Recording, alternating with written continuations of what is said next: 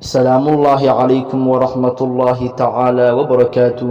daawadayaal waxaad kala socotaan fiidiyogan kulmiye private school oo aad ugu barateen casharo. maantuna waxaanu ku soo qaadan doonaa barnaamij oo mar hore uu ka jeediyey sheekha loo yaqaano Sheekh Maxamed Ibraahim Kenyawi, hadal hore oo ay gabadhuhu ama dumarka oo dhan ay ka xumaadeen hadalkaasi. fadlan adiguna hanaga ilaabin, haddii aad maqashay waa maqashay, haddii kalena fadlan daawo oo sii gaarsii asxaabtaada.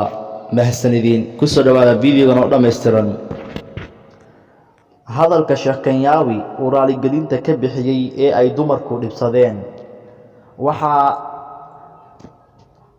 goor hore baraha bulshada qabsaday muuqaal laga duubay Sheekh Maxamed Ibraahim Kenyawi oo ka mid ah culimada Soomaalida.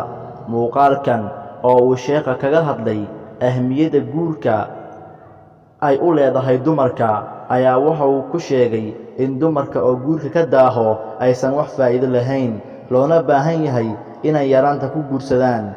shahaadada PhD waxaad qaadanaysaa 35 sano iyo wixii ka sareeya. ilaahay baan kugu dhaariyey, gabadha 35 sano gaaray markaas hadday shahaadada PhD qaadato isla maalinka xigtana shaqo ma helaysaa.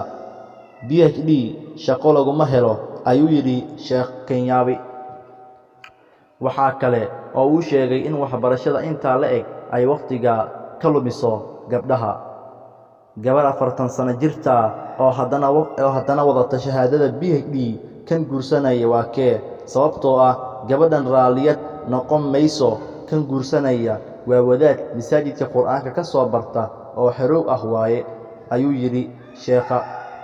wuxuu intaa ku daray in gabadha leh aqoonta heerkaas gaarsiisan ay iyadu dadka ku xiraan shuruudo si loo guursado. 40 sano ayaa jirtaa, waxba kuguma harine, waqtigana waa kaa tagaye ee aan isguursano, ayuu leeyahay wiilka rabo gabadhaasi inuu guursado, balse ayadu waxay ku xiraysaa shuruud aan caadi ahayn. sheekha wuxuu yidhi, war waxaan idinkugu talinayaa ee yaraantiina ku guursada. adinkuna subscribe saara.